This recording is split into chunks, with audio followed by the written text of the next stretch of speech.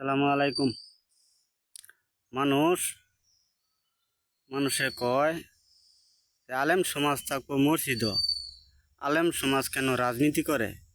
আরে রাজনীতি তো শিখাইছে আলেম সমাজে, পয়গম্বররা রাজনীতি করে আইছি শুরুতে, দুনিয়ার সৃষ্টির শুরুতে। আর এখন আলেম সমাজদেরকে যে রাজনীতি করতে হয়, যদি নেতারা দায়িত্ব সঠিকভাবে পালন করতো তাহলে কি কোনো আলেমের রাজনীতি করা লাগতো? নেতারা দায়িত্ব সঠিকভাবে পালন করে না বিধায় এই আলেম সমাজের দায়িত্ব লওয়ার লাগে।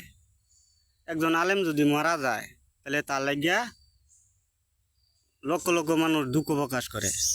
আর একটা নেতা যদি মরে যায় কয়জনে খুশি হয়, আর যারা খার পায় তারা হয় বেজার, যে নেতা থাকলে তো আরও খার খাইতাম।